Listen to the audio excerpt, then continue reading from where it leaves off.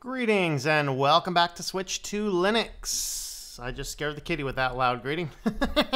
Well, hello there, everybody. Welcome to a good Saturday morning live stream. Of course, it might be Saturday afternoon for some of you guys. That's kind of why I do some early ones. How is our audio? I kept on redlining yesterday, so I adjusted a bunch of mic settings, so I shouldn't redline. I should get a lot better. So right now, even on the peak, I'm not quite peaking. Pretty close. But anyway, today we're going to be spending some time talking about reading the terms and denying that arbitration, as if we really have a choice. But before we do that, let's go ahead and jump on over to the comments, or the live chat, rather. Let's see. We got Bashholic is number 1. Alice is number 2. And Kalmer, number 3. Ivan, number 4. Pizza Lovin' Nerd. Pizza, number 5. And DistroTube is stealing my live stream viewers because he's live streaming right now a distro marathon or something. So greetings. Techlore, how's it going there? Can't wait for your big unveiling there, Techlore, on your channel. You have to check out Techlore's channel for that. I was up until 4 last night watching that video. I'm like, sure, let's plug through it. I got things I can do. All right. So let's see. Tom Joyner, hello there. And Ryan, greetings. And YouTube told me last night, 20 minutes in. Yeah, I am being greatly downplayed by the YouTube algorithm right now. Despite still doing a lot of videos and still getting quite a big following, very few people are getting notifications for my videos at this point. I don't know why. So that's why I try and stick to a regular schedule. So, of course, my live streaming schedule is pretty consistent. I try and do between 12 and 1 on Saturday, all times in Eastern, by the way. I try and do Wednesday I usually do 7. I did 6 this week for some reason. I think it was I had something else to do. So usually I do 7 on Wednesday. I do 6 on Thursday with a 9 o'clock Thursday on the Christian channel live stream. And I do a 9 o'clock on Friday. So that's kind of my live stream schedule. And then every now and again, I may throw another one in there as well. As far as the other ones, on noon, I try and throw up a Linux video on about 12, a video on the Christian channel about 12:30 on Sunday. Those are auto-published. And then Monday, sometime in the evenings, somewhere usually around 7 to 9, I'll do a top 5. Tuesday, again, somewhere between 7 and 9, I'll just do some other random Linux video, and then kind of we recycle back through there. So I try and keep a fairly regular schedule for those that really want to keep up because, yeah, I mean, people just aren't getting notifications in my streams. All right, loading Peppermint 9, an old quad-core right now. Very nice. Very cool, very cool. Got the bell icon and everything. Yep. Political Monkey will miss it, unfortunately. We will be with the monkey in our thoughts because he has to work. All right, no notification here either. Always look at the subscription page. Ignored all the YouTube special crap that doesn't work. Yeah. Yep. Well, lately Tom's only been streaming at really EU unfriendly times. No, this is really the times I always stream. Oh, am I already auto disliked? Am I already auto-disliked? Let's see. Refresh that. And come over here. Let's have a look at my main channel page and pull this up. Let's see. My dislike bot's not there right now. That's exciting. I don't have that crazy dislike. All right, but yeah, I don't know where he is. Yeah, these are kind of my usual EU times. I don't know. Maybe I'll think about doing another live stream earlier. Would that something I mean, I have a completely flexible schedule. It's not like I couldn't throw in another random live stream. Maybe I'll try it this week. See if it helps bring numbers back up. I don't know. For you EU guys, I'll do one in the morning before I start my work schedule, at least once or twice a week. How's that sound? Would that be cool? I get no guarantee what we'll talk about, but alrighty. Yep, Biddle also did not get notified for it because, yes, YouTube hates Tom. Noah's videos. Greetings, Noah. How are you? And it is Sad Error's 13th birthday. Woohoo! Let's all celebrate. Sad Error 256 is now legal to have his YouTube channel. Woohoo! Well, tell him I said hello if I don't see him because I really haven't seen him for a while. Let's see. Noah, be right back. Are you the Flash? Noah, I know your real name. Barry Allen. All right. All right. Tom and Derek are both live. All right. Audience seems fun. Yeah, we're at 31 right now. I usually have quite a bit more on a Saturday morning, but it's also just started. Let's see what happens. Audio seems fine. Good, good. Piotr, greetings. How's it going there? Bowden, hello there. Greetings from the Ukraine. Awesome. Awesome, awesome. Hashtag pizza pizza. And no, there's another one with no notification again. Woohoo! YouTube just loves me. Should I click the bell? I've heard it increases the chances of getting notification from 0.01 to 0.02. Yep. First thing I did this morning was check to see if there's a SwitchedtoLinux stream scheduled. Yeah, and I try and schedule them as early as I can. And so this one, I think I scheduled at like 10 o'clock in the morning. And I was like, it was a toss-up. Do I want to do it at noon or 1? I went with 12:30. It turns out like 1 is probably more of a sweet spot. But I got to go change oil in my car today. So I want to go take care of that before too late. So there you go. Lately get 2 notifications, 20 minutes before the stream, and the second one at start, even if I'm not logged in. I bet it's free compensation for not receiving any notifications some time ago for a week. My method of not using notifications for any channel and regularly checking the subscription feed seems to be reliable. And that's what I do. That's what I do. I did miss TechLore's stream, but I think TechLore streamed when I streamed yesterday. So that was a bummer. I was meant to send you a message, and dude, I'm one of your guys on that other app you were talking about. I just don't publicly announce it, so you know what I'm talking about. All right, okay, hello. Regarding the last live, I have to change the MasterCard. Oh boy, not cool. All right, the Dislock bot gets notified. You put the green ski mask on again? Not right now because I don't have the green screen running. Next time I'm on the green screen. Actually, the green screen is right there now. So there's actually my green screen film. So basically, I just have a small table here that I basically built the table with enough. It's actually equal distance between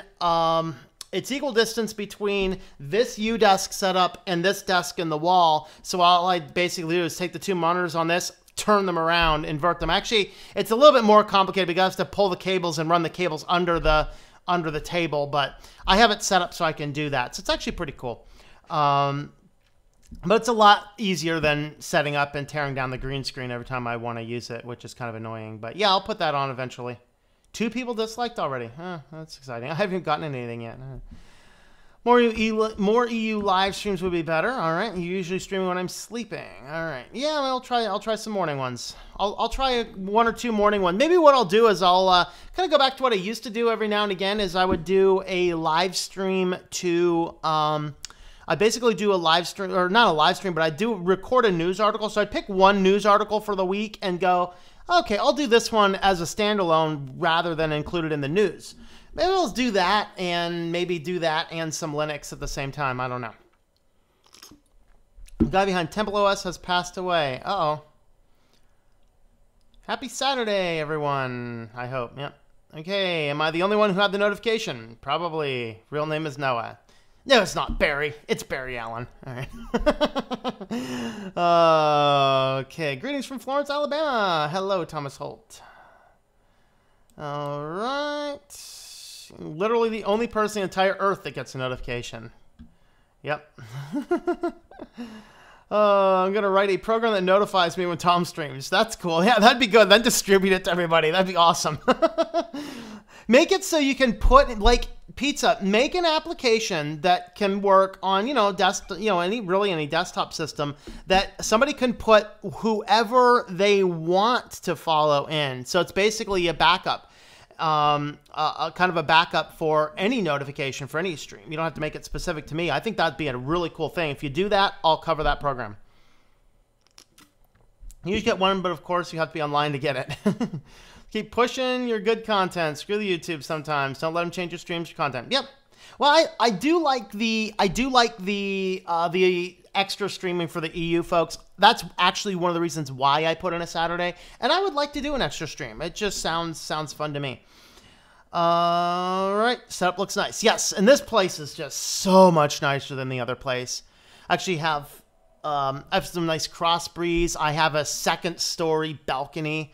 right in the office. So an annex to the office. I have a little annex table back there where I can write. It's pretty sweet. Okay, is dual booting Linux worth it? I always recommend, if you're going to do something like that, make sure you're doing it through separate hard drives. I'm not an advocate of putting both operating systems on the same hard drive. And the reason is the updates. If an update messes with the master boot record, you can end up with one or both of the systems not booting correctly. And so I like to make sure that each operating system is on a separate disk. So of course, a desktop computer, way easier to do that. I just reordered my replacement IC dock. And mostly I did that because I'm going to get back into getting the Cubes tutorials back going with Cubes 4.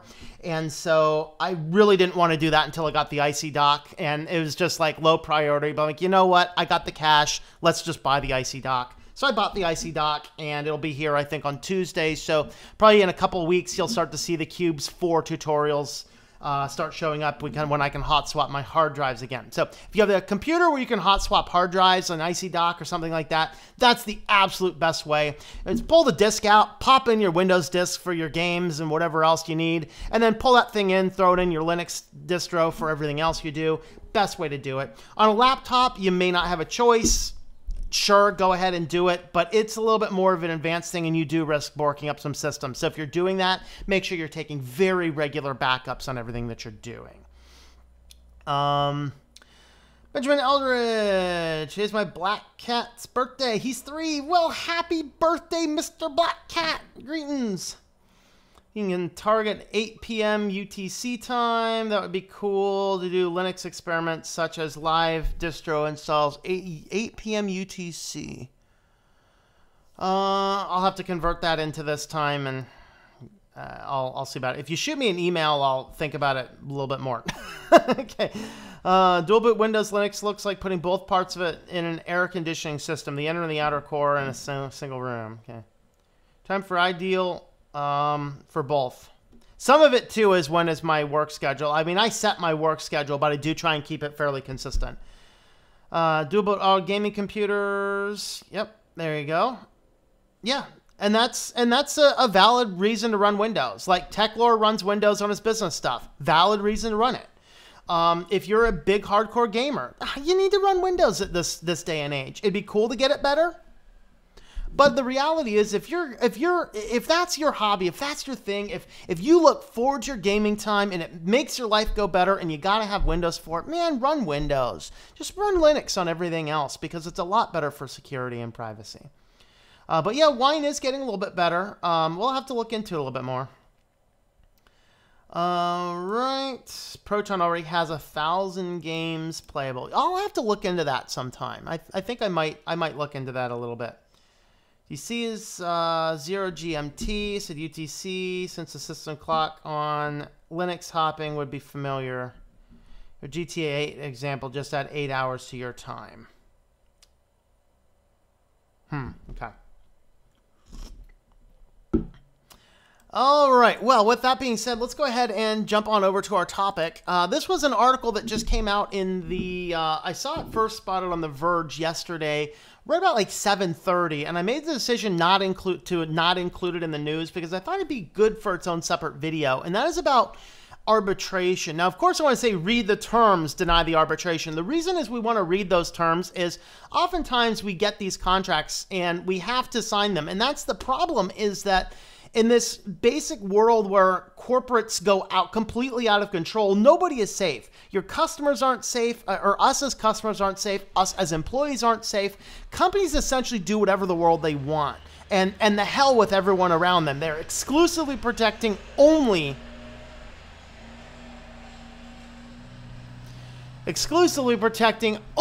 their interest. And I think that's the point in time when government needs to step in and say, let's set some regulation.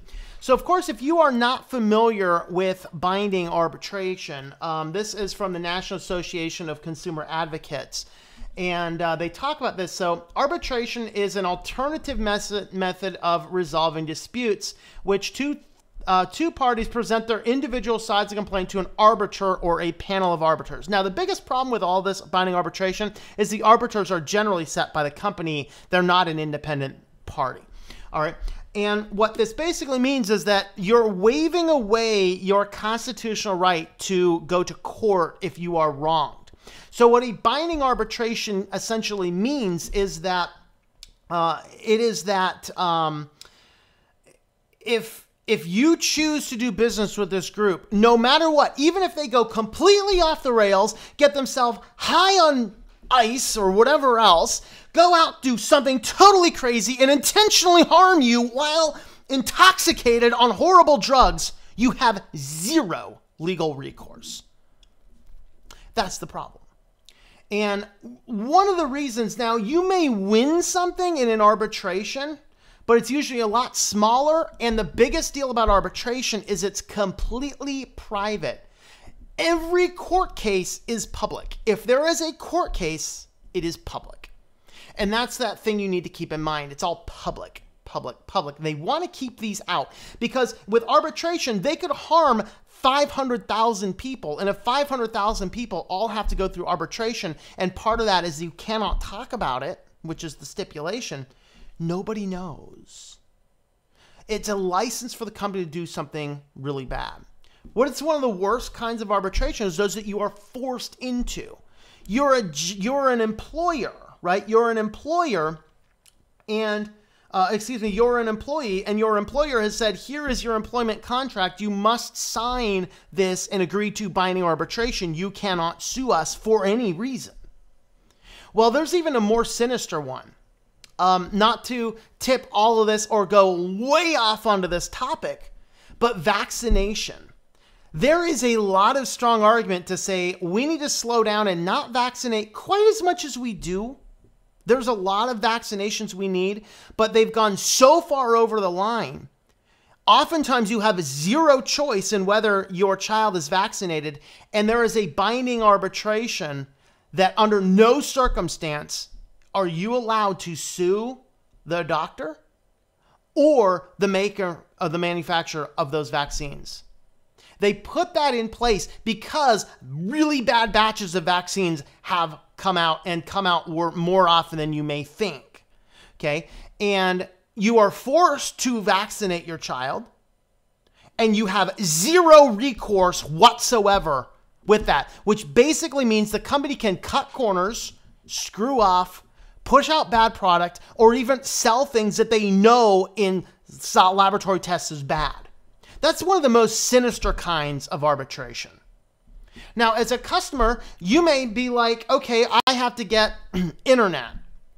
Now, fortunately for me, I have never signed nor received anything. So, with any of these providers. So they could never prove that I had ever be part of anything. But suppose you only have one ISP and your ISP includes binding arbitration. You either can not have internet or be forced into arbitration. Do we see the problem with this? And this is why groups like the National Association for Consumer Advocates takes a strong stance against these, because they talk about here the forced arbitration. Both sides, the company requires a consumer or employee to submit any dispute that may arise to binding arbitration as a condition of employment or buying a product or service. The employee or consumer is required to waive their right to sue, to participate in a class action lawsuit, or to appeal. Forced arbitration is mandatory and the arbitrator's decision is binding and the results are not public. This is a complete corporate license to abuse people. And we all know that corporations have exactly one chief end in mind: fiduciary responsibility to their shareholders, and the hell with who gets in their way. And that's why we need to do away with all arbitration. It should be carte blanche, illegal. Under no circumstance should an employee or a customer be forced in any way, shape, or form to give up their constitutional right to sue, particularly in a case where wrongdoing could be demonstrated. It's one thing, an accidental case. Another thing altogether when they say, well, cut the corner, doesn't matter, we're going to make billions. If we're ever caught, we'll have to pay out thousands. That's why arbitration is so bad.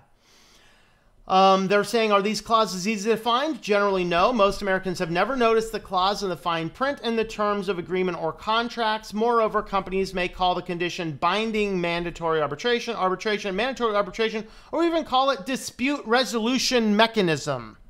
Well, that's exciting. So I guess you can't even do a scan of the thing for arbitration. Now you have to do arbitration and resolution mechanism. Now, there's voluntary ways. Some companies do it in such a way that they give you an out. If you've actually read the terms and conditions, you would get in there and you're like, okay, hey, I actually happen to have, you know, some service, buy some product. There's a binding arbitration. I read the terms and conditions. A lot of services have, within 30 days of your purchase, you can send a certified letter to Santa Claus at the North Pole and get out of binding arbitration. Okay? Very few people ever exercise that option because very few people know it exists. All right.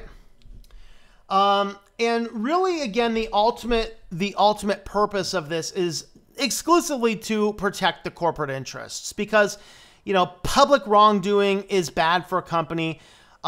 Paying out fees by juries are not exactly the most friendly to big corporate interests. I mean, just a couple weeks ago, Monsanto had to pay $289 million over its Roundup causing cancer case.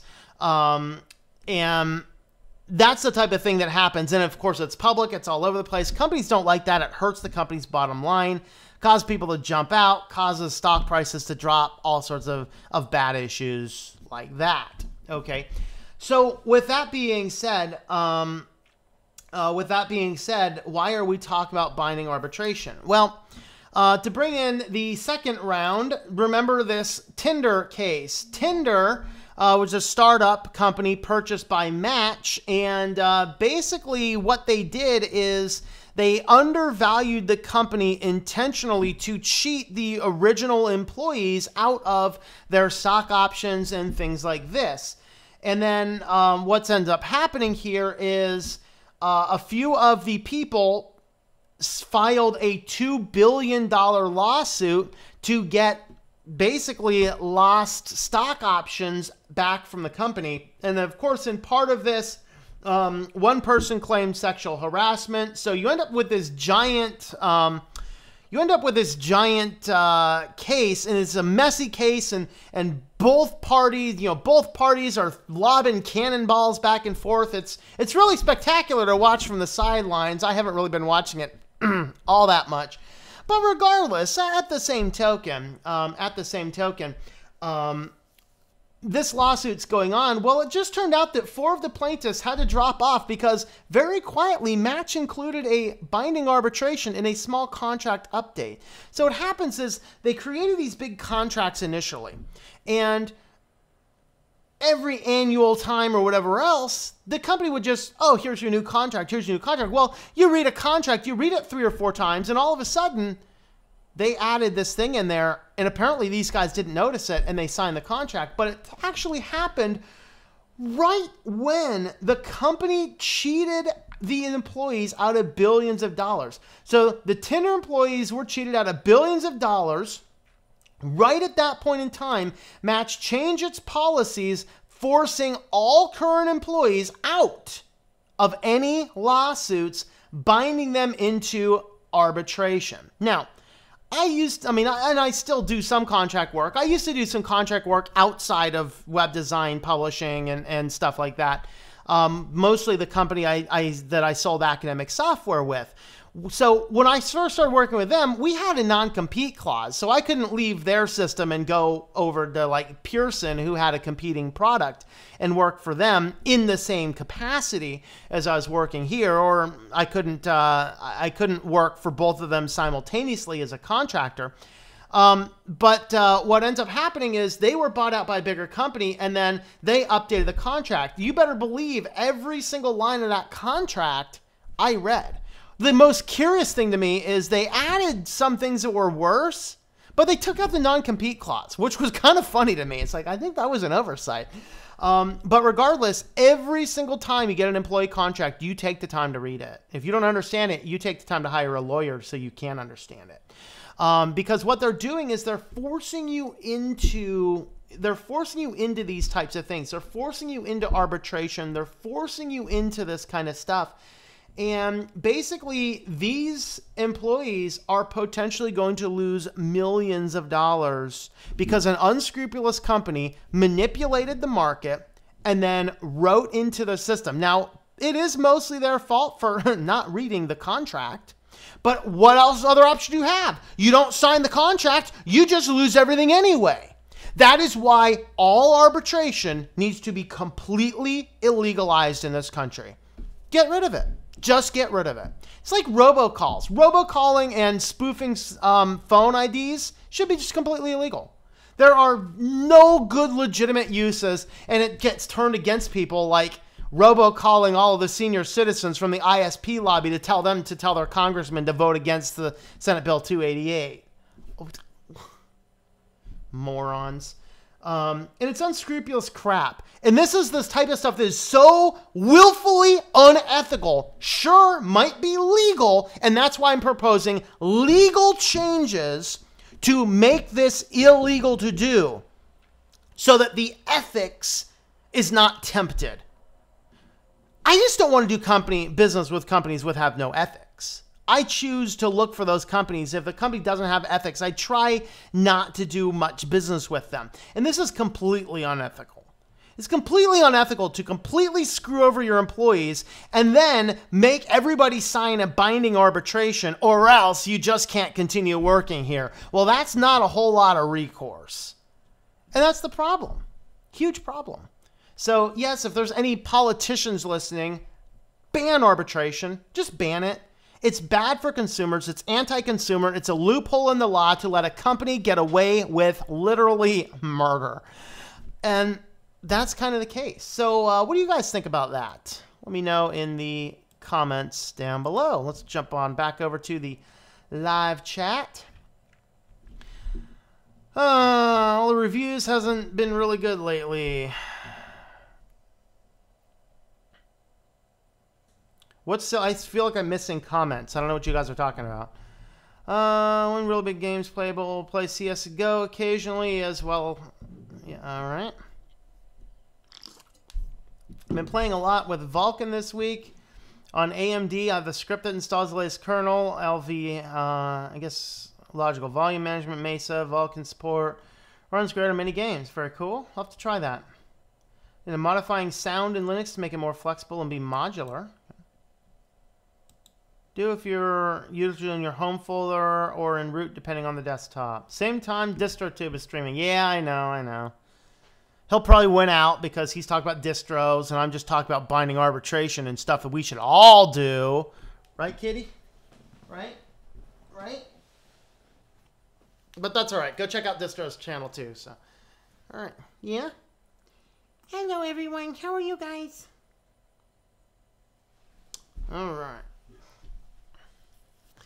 All right. Is this a U.S. thing? Never seen it in a U.K. contract. Probably a U.S. thing. Yeah, it's probably illegal most places in the world.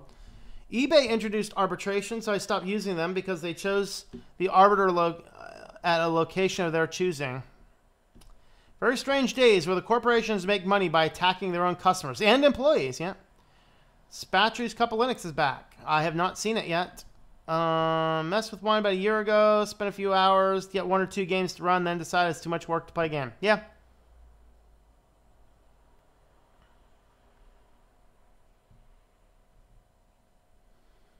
I should do a show with Spatry. Maybe I'll reach out.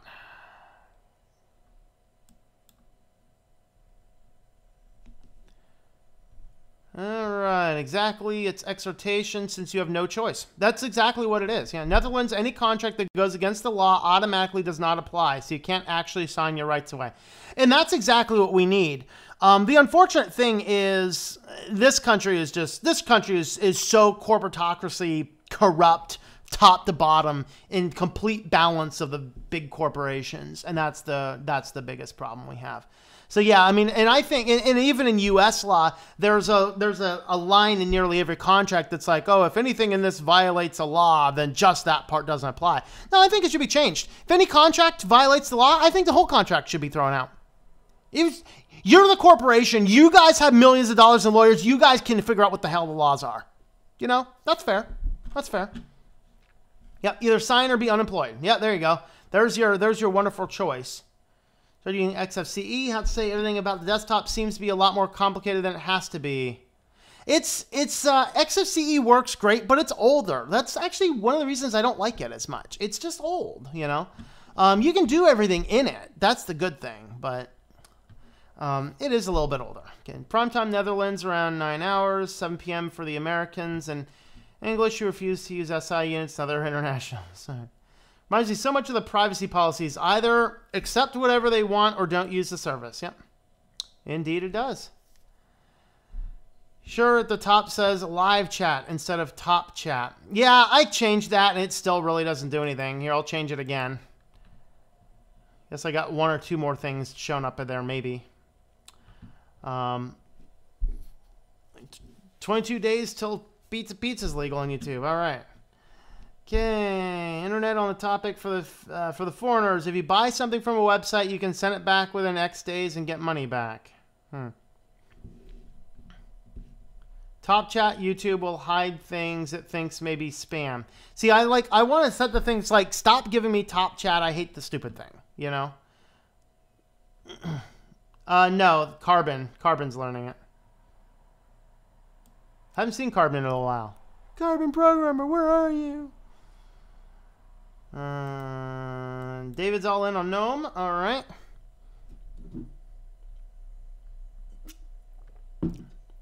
Tried, but I failed. Then I tried German, but failed. Some people just don't have an ear for language. Really, that's kind of the case, you know. Let me pull up a couple other websites here, and then we'll see how long we want to keep going for.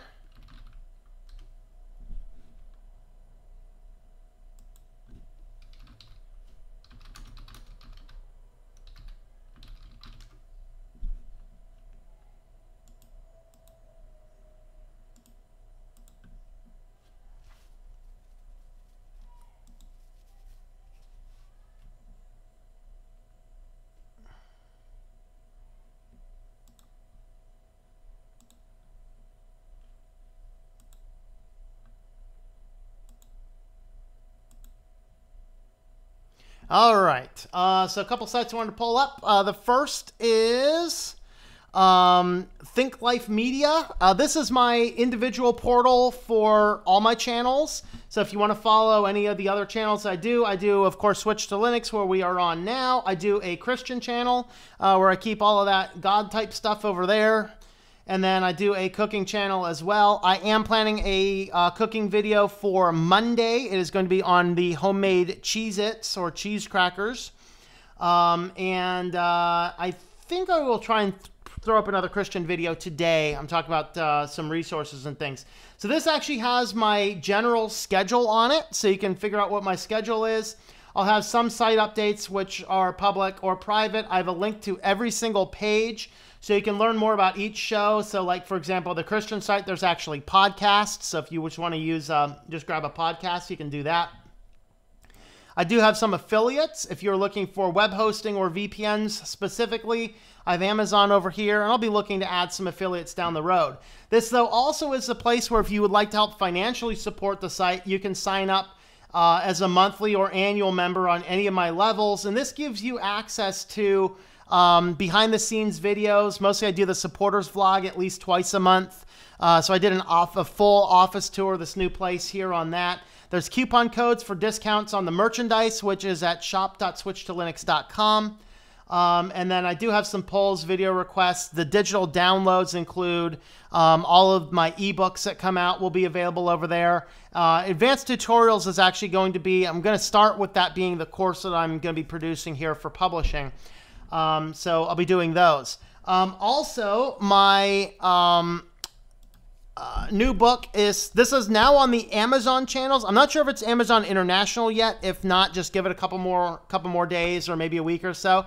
But it is on the US Amazon channels, ebook and print copy. So if you would like the ebook copy, then you can actually pick up the Kindle version. Now, they actually linked this for some reason. They linked it to the old edition. They should not have. I'll have to get a hold of them and correct them on this. So this is the cover. The old cover is a lot more gray. So if you click on the hardback, this is the old cover. Don't buy one of this old cover. It is the old edition. It's changed. I mean, it's significantly improved in the new edition. The ebook is 99 cents on Kindle until September 15th. I'm going to change the price back up. I think it's going to be $3.99. Or maybe $2.99. I don't know what I'm going to set it out. So you can pick that up. If you want the hardback, or excuse me, the paperback edition, you can buy that on Amazon channels right now. It is $12.95. But if you actually go directly to my site at Our Walk in Christ, you can pick up the ebook version and the print version together for $9.99. The print editions will be shipping hopefully by September 15th. It might be a little bit later. I'm actually going to ship those in from Lightning Source, who prints everybody's books out there from everybody, rather than shipping them in from CreateSpace, which they're about the same quality. It's just that I will get a discount on ordering them from the other place when they're set. But if you are wanting to get it sooner than that, Amazon is the best place to grab that. After September 15th, then the sale price is going to change on that back up to I'm going to be selling it a little bit cheaper on my website. I can't remember what I have it listed at, but you can pick that up there as well. So Kindle edition is available. It should be DRM free. If it's not, provide me a receipt and I'll make sure you have a DRM free copy of that. And I'm not sure why they linked it to the other editions. I need to get a hold of them and pull those editions off of Amazon. They are no longer being produced. So you can check those out if you're interested in getting that book. Of course, that's a Christian book. May not be the target audience for this particular channel, but just be aware that that is out there. All right, let's see. Now, remember, I attempted to learn Mandarin on Duolingo, but I didn't like it very much. Not as good as Spanish, of course, which also has some mistakes. Very useful. Oh, Carbon is watching Derek at the moment? All right. That's okay. All right. Let's see. German should not be that difficult for you. The grammar is similar to that of English. English, so Germanic language, which is also borrowed a lot of words from French. Yep. Google.com has this potential of spam entering. 99 cents, easy payment of $99.99. What? Rather spend my programming. I just rather spend my fine programming than language. Yep. Wrong, just saying that with the right method, you should be able to do it. Try out Duolingo. Yeah, I mean, some people just don't have an ear for language. Some people aren't particularly good at it. It's a skill. It's not something we can all just do, you know.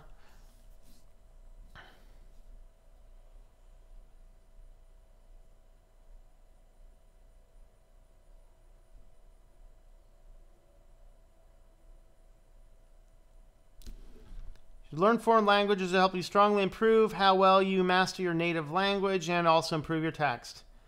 Get going. Great to see you stream again. Get the notification as I message you. All right, man. We'll see ya. Did you message me again? I didn't see it.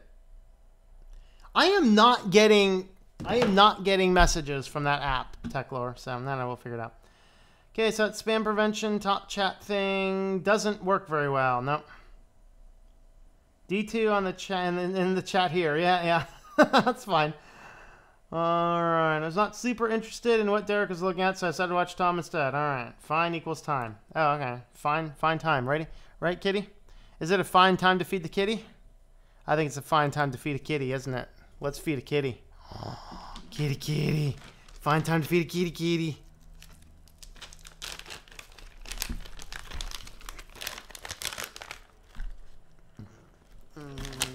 Okay. All right, buddy. Go get it. Go get it. Oh, here. That's a free one. Get out of there, bud. Get it.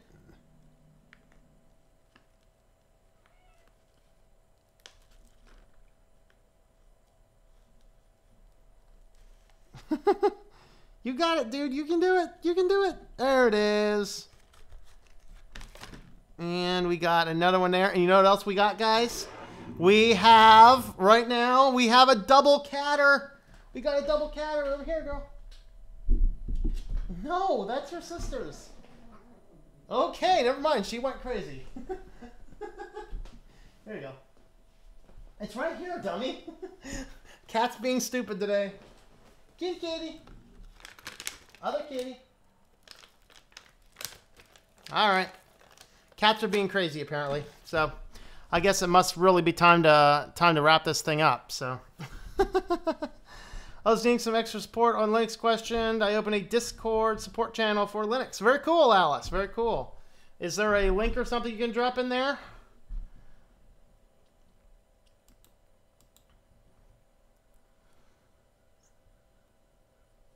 All right, let's see. All right, I think that's pretty much all I had. So I think I'm gonna go change my oil before it starts raining out there. So my oil, I meant to say. Well, anyway, guys, we will catch you guys later. Thanks for hanging out. Check out the links in the description down below for how you can help support the channel, and we will catch you later.